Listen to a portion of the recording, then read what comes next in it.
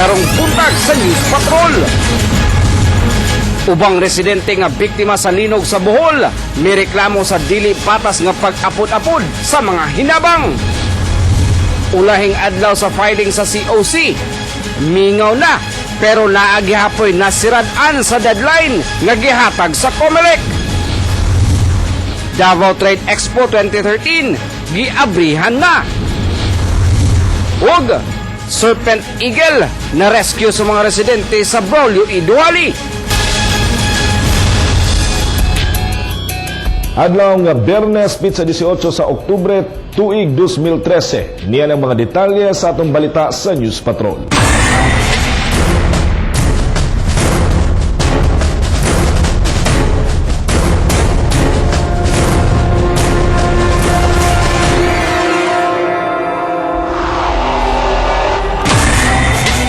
Mialma na ang ubang residente sa Bohol sa matod pa dili patas nga pang-apod-apod sa hinabang ug duha ka sinkhole na diskubrihan sa usa ka isla sa Bohol. Si Hernel Tokmo sa report. Subling gilibot sa Sky Patrol ang ubang bahin sa Bohol nga labing naapektuhan sa linog. Sa lungsod sa Clarin at ubangan na lang sa St. Michael Parish ang nakabarog. Sa lungsod sa Tubigon, nagubasab ang San Isidro Labrador Church. Sagad sa mga residente dinhi na makwit sa kahadlok sa nasinating aftershock. Sa usa sa barangay sa Tubigon, makita ng mga residente nga gisulat sa dalan ang pagpangayo og tabang. Pag-abot sa news team, gitapukan kini sa mga residente sa pagtuong dunay dalang relief goods. Sagad nila, may reklamong dili patas ang pag-apod-apod sa mga hinabang. Kuan sir, kana ang kalisod sa among kahimtang diri, ang number 1 namo sir pagkaon, ang ikaduha namo tubig, puro suga, ang suga okay ra, ug napay kandila ug nagas.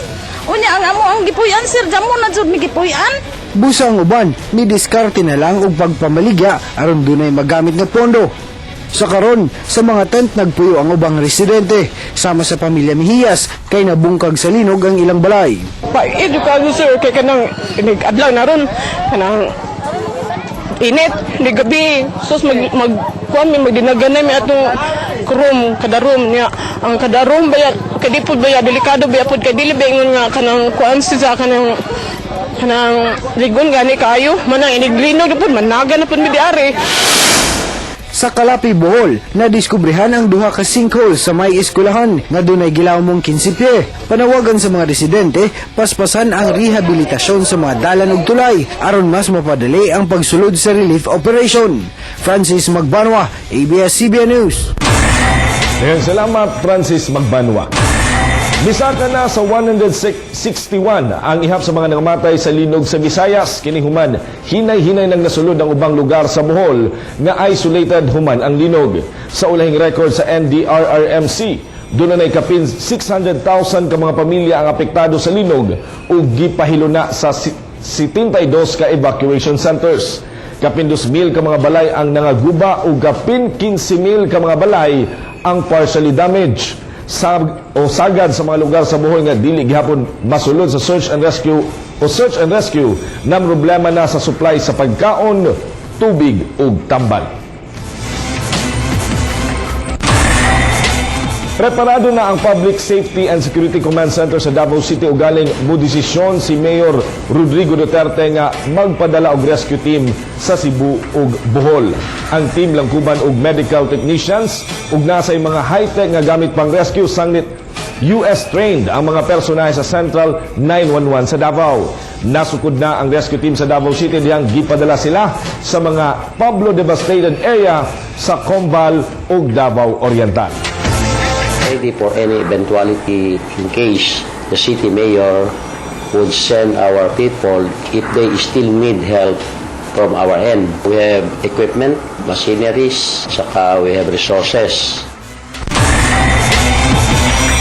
Patay ang tricycle driver nga si Carlo Berbano, 22 anyos, residente sa Sabroso, Barangay 76-A, Davao City, human gipusil.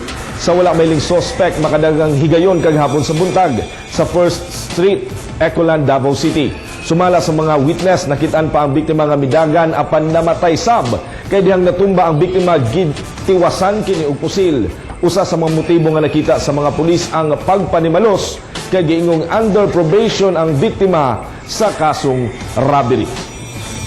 Tama na sir, kay dili daw ako. Nagtiyon ng suspect daw ka buok.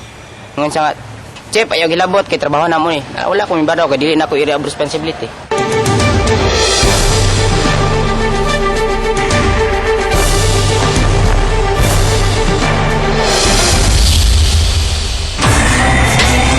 Miapas pa ang ubang mga buot mo kandidato sa last day of filing kagahapon. Napandunay usa nga wala swerte ha kay na si Rad-an sa Comelec. Si Roderick Salas sa report.